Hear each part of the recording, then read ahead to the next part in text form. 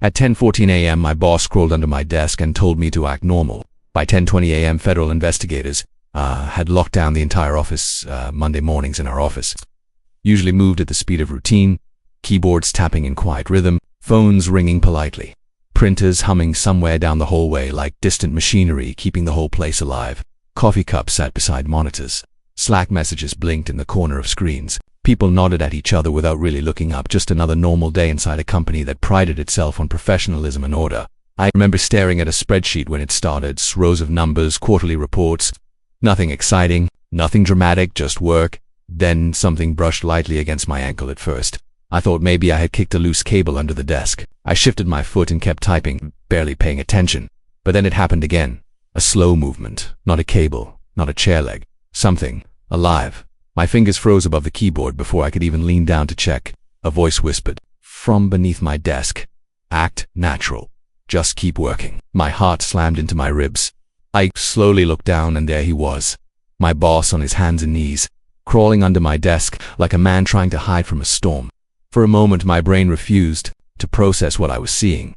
This wasn't some intern playing a joke. This was Daniel Carter, department director, the most confident, composed leader in the entire building, the man who ran meetings like a courtroom and spoke to executives like he owned the place. And now he was crouched under my desk, breathing fast, eyes wide, terrified. He leaned closer and whispered again, sharper this time, "Don't react, just keep typing." I stared at him. He shook his head urgently.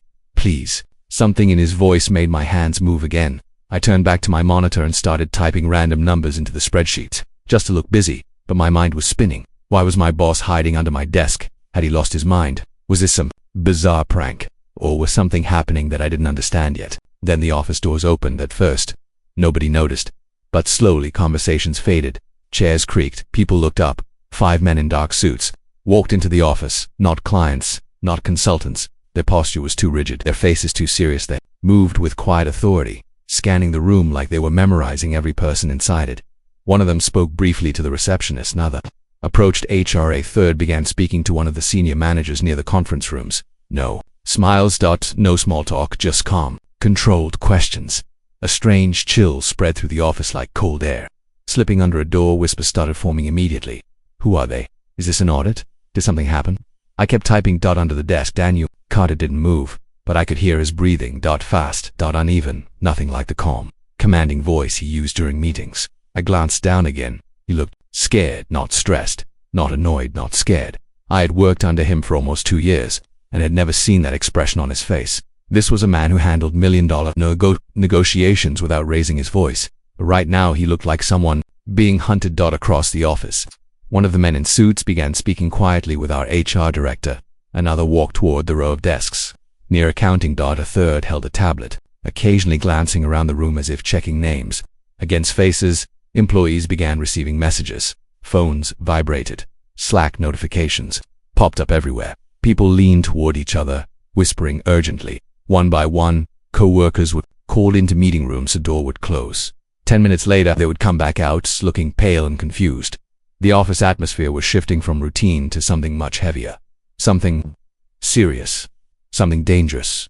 Under my desk, my boss leaned forward again. His voice was barely audible. "Whatever happens." He paused, then whispered the words that made my stomach tighten. "Don't look down." I swallowed. "What's going on?" I whispered under my breath. He didn't answer. Instead, his eyes lifted toward the far end of the office where the investigators were now speaking with senior management. For the first time since I'd known him, Daniel Carter looked like a man who had lost control of the situation. And suddenly, I understood something. This moment wasn't random. This wasn't a prank. Something massive had just walked into our office, and whatever it was, my boss was hiding from it.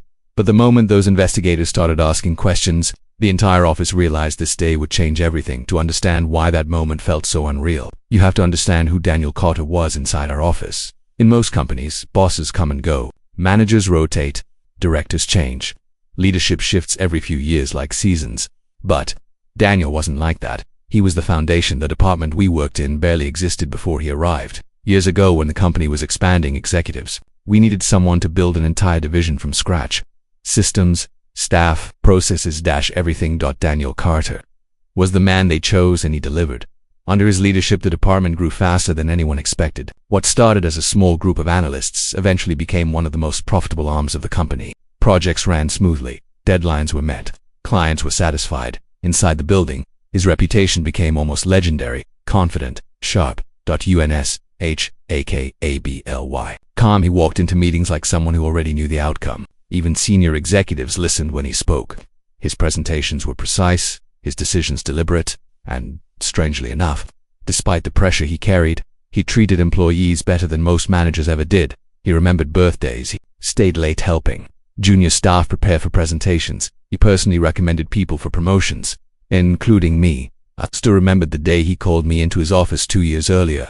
I thought I was in trouble. Instead, he told me I was being moved to a higher position because he believed I had potential. That moment changed my career. And I wasn't the only one. Half the people in the department had a similar story about Daniel Cott, which is why the scene under my desk felt so impossible. Because the man hiding beneath me right now wasn't the boss we all knew. The Daniel Carter we knew didn't hide. He confronted problems. He solved them. He led people through them. But as I kept typing fake numbers into my spreadsheet, my mind started replaying moments I hadn't thought about in months. Small moments, strange moments, the kind of things that seem meaningless until suddenly they don't. Like the phone calls. Over the past few months, Daniel had started taking more calls outside the office. Sometimes I would see him step into the stairwell, closing the door behind him while speaking in a low voice. At the time I assumed it was normal executive business, but now I wasn't so sure. Then there were the meetings, closed-door conversations with upper management that lasted far longer than usual. Occasionally voices would rise behind the conference room walls, not shouting, but tense, sharp. Once or twice people walking past the room exchanged awkward glances. And then there was the meeting, the one I couldn't stop thinking about now. It happened 3 weeks earlier during a leadership briefing. Most employees weren't present, but the conference room doors had been left slightly open as people moved in and out. I remembered walking past at the exact moment. Daniel's voice carried into the hallway. "You can't seriously expect me to approve this." His tone was firm, not angry, but unyielding. Another voice answered from inside the room. One of the executives. "We're not asking for approval, we're informing you." A pause followed. Then Daniel spoke again. "That's not how this works." The door had closed before I could hear anything else. Later that day he returned to the office's floor looking different. Not defeated, but heavier, like someone carrying a problem he couldn't share. When employees asked if everything was okay, he simply smiled and said, "Just corporate politics." Everyone laughed and moved on. But now, sitting at my desk while investigators walked through our department asking quiet questions, that memory felt different, like a missing puzzle piece sliding slowly into place around me. The whispers in the office were growing louder. Phones vibrated constantly as coworkers messaged each other across departments. "Have you seen the guys in suits?" Someone said they're investigators. "No way, seriously. What's going on?" A message popped up in our team Slack channel. "Does anyone know where Daniel is?" My eyes flicked downward. Under the desk, he hadn't moved. Not a single sound. Not a single shift in position. The confident leader who ran this department, with iron composure, was now completely silent, hidden in the shadows beneath my workstation. And for the first time since I'd known him, a question crept into my mind that I never thought I would ask. What if the boss everyone trusted was hiding something? But what the investigators revealed next sent shockwaves through the entire company. At first, the investigators moved quietly, almost politely. They spoke in calm voices, asked short questions, and took notes on tablets while managers tried to maintain the illusion that everything was still normal. But that illusion didn't last long. Within 20 minutes, the entire office could feel the shift. Employees stopped focusing on their screens. Emails remained spreadsheets sat untouched while people watched a slow movement of dark suits across the floor. One by one, names were called. "Jessica, could you step into the conference room for a moment?" "Micah, we just need a quick word." "David, if you don't mind joining us." Each time the glass conference room door closed, conversations in the office dropped to whispers when those employees came back out. They looked different, confused, pale, some refused to make eye contact with anyone. Fragments of conversation started drifting through the office like pieces of a broken radio signal. Financial records, internal review, missing documentation, compliance department. Every word made the atmosphere heavier. My fingers hovered uselessly above the keyboard. Under the desk, Daniel Carty remained completely still. I could feel the quiet presence of him only inches away from my feet. The confident leader who normally commanded entire meetings was now silent in the shadows, and the longer he stayed there, the more dangerous the situation felt. Phones began buzzing across the office. Private messages, group chats, side conversations exploding across Slack channels. Someone in accounting posted a message that spread through the building like wildfire does. Anyone know why investigators are asking about transaction reports? Now the message followed seconds later. I heard they're looking into missing funds. The word missing hung in my mind like a warning a few desks away. Two coworkers leaned toward each other, whispering urgently. Son said it's a compliance investigation. No way. That only happens if something serious happened. Like what? I don't know, fraud maybe? The word fraud seemed to ripple across the room without anyone saying it out loud. More employees were called into meetings, more whispers followed when they came back. One analyst walked past my desk muttering quietly to himself, "This can't be real." Across the floor, a group of managers stood near the break area speaking in tight circles. Their voices were low but tense, like people trying to control panic. Meanwhile, I kept typing meaningless numbers into the spreadsheet because under my desk, my boss was still hiding, and suddenly the weight of that reality started pressing down on me. If something illegal was happening, if investigators were searching the building, then why was Daniel Carter hiding? The thought made my palms sweat. Tried not to look down, but curiosity pulled my eyes toward the floor. Again, his expression hadn't changed. Still focused, still alert, like a man waiting for something to happen. Then two shadows stopped beside my desk. I looked up. Two investigators stood there. One of them held a tablet. The other offered a polite, professional smile. "Good afternoon," the man said calmly. "Sorry to interrupt your work." My throat tightened. "No problem." He glanced briefly at the nameplate on my desk. Then he asked the question that made my stomach drop. "Have you seen your department manager today?" For a moment, the entire office seemed to fall silent around me. Under the desk, I felt a gentle pressure around my ankle. Daniel's hand, a quiet squeeze, not painful, just enough to remind me he was there. A silent message. "Stay calm." I forced myself to blink slowly and look back at the investigator. I think he stepped out earlier," I said carefully. "Maybe a meeting." The investigator studied my face for a second. Then he nodded. "Understood. If you see him, please let him know we'd like a word, of course." They thanked me and walked away. Only then did I realize I had been holding my breath. My heart was pounding so loudly I was sure the entire office could hear it. Under the desk, Daniel slowly released my ankle. But the tension didn't fade. If anything, it grew worse, because now I understood something terrifying. I had just lied to federal investigators for him around the office. The anxiety was spreading like wildfire. Employees were abandoning their desks, gathering in small groups to whisper theories. Someone claimed executives in the finance department were being questioned. Someone else said the legal team had been locked in meetings all morning. A rumor spread that millions of dollars might be missing from company accounts. Nobody knew the truth, but everyone could feel that something massive was unfolding. Then suddenly the overhead speaker system clicked on. The calm voice of corporate security echoed through the office. "Attention all employees, please remain at your desks until further notice." The room froze. The voice continued. "No one is permitted to leave the building at this time. We appreciate your cooperation." The announcement ended with a quiet click. And just like that, the office no longer felt like a workplace. It felt like a locked room. Slowly, I looked down beneath the desk. Daniel leaned forward slightly. His voice was barely a whisper. "This is worse than I thought." But when the investigators finally reached the CEO's office, everything changed. The tension inside the office kept building. Minute by minute, no one was working anymore. Screens were still on. Spreadsheets were still open. Emails sat half-written in inbox drafts. But the rhythm of the workplace had completely collapsed. Instead, everyone was watching, waiting, listening. Across the floor, investigators continued moving from desk to desk, conference room to conference room. Their calm voices floated through the office like distant echoes. And then the rumors started changing. At first, people had whispered about audits, compliance reviews, accounting mistakes, but now the words drifting through the office sounded far more serious. I heard someone near the printers whisper to a coworker, "They're talking about a whistleblower." The word cut through the air. Whistleblower. A second employee leaned closer. "No way, that's what legal said. Someone inside the company reported everything." "Reported what?" "Financial corruption." My fingers froze above the keyboard again. More fragments of conversation spread through the office. Millions in questionable transactions. Secret contracts with outside firms. Payments that don't match company records.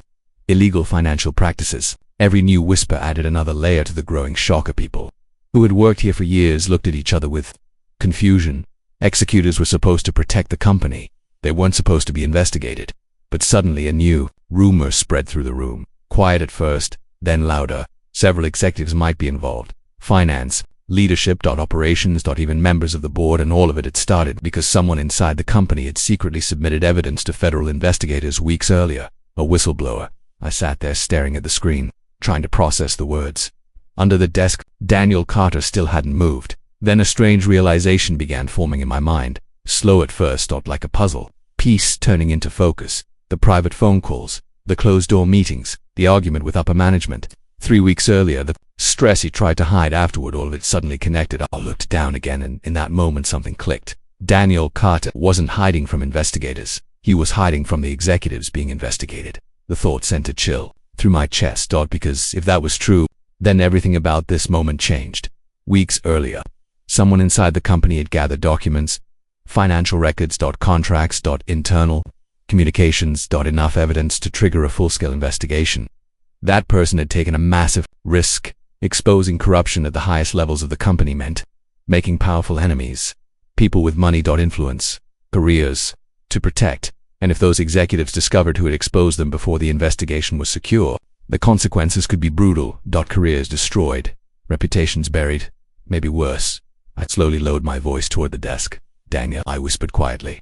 For the first time since he hid beneath my desk, he looked up at me. His eyes told me everything. Fear, exhaustion, and something else. Determination, double quotes. Who reported them? I murmured. He didn't answer. But he didn't deny it either. And suddenly everything made sense.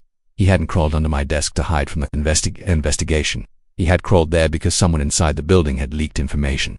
I had told the executives that a whistleblower existed and they were looking for him. Daniel Carter didn't know who could be trusted anymore, not the executives, not the managers, maybe not even some of the employees. So when investigators entered the building, he needed somewhere to disappear until he knew what was happening.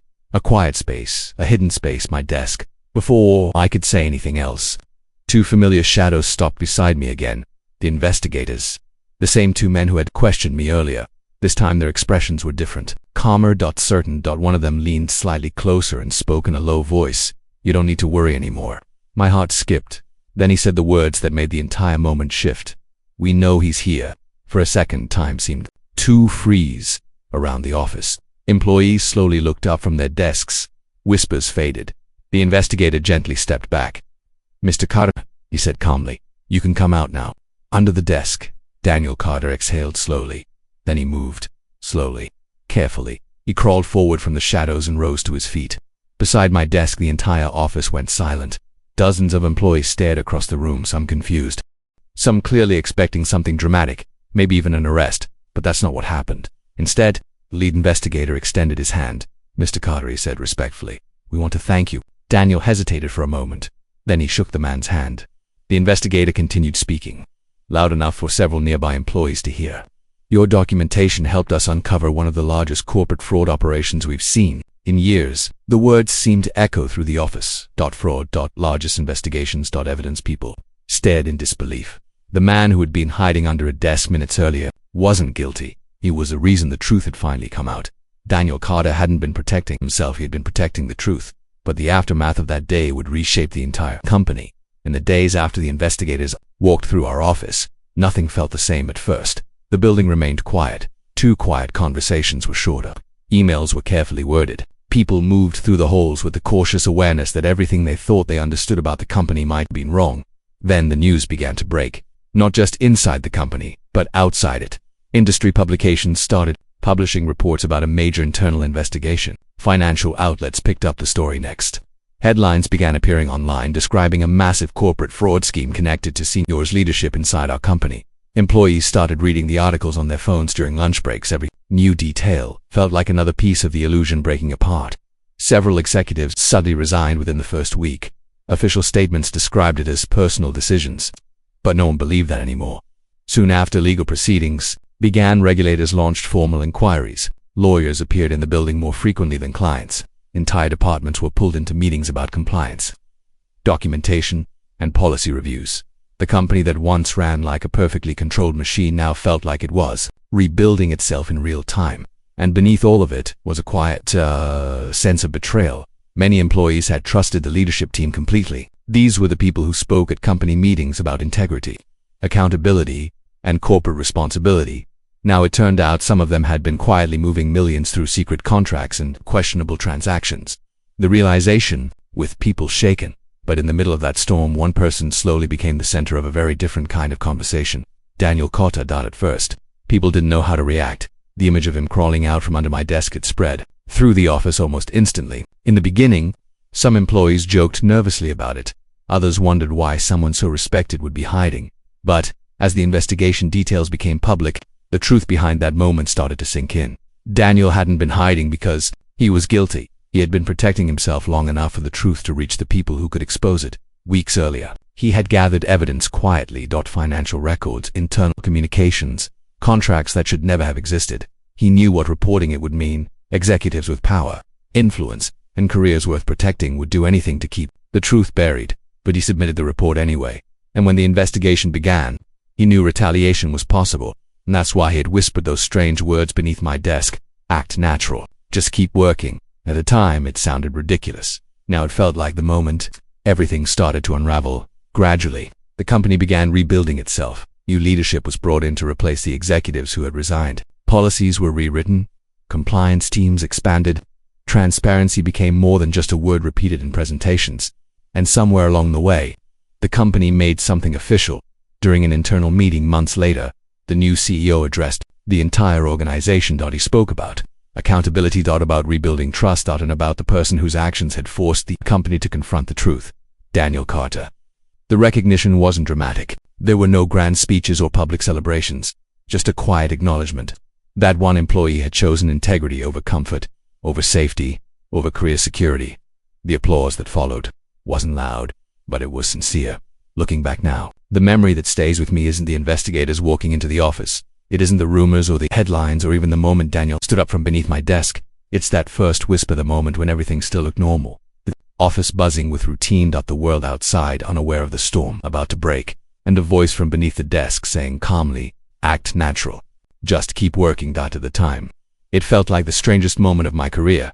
Now I understand it differently, because sometimes the people who appear to be hiding are actually the ones brave enough to challenge powerful wrongdoing. And sometimes, the quietest decisions made in ordinary offices are the ones that expose truths capable of changing everything.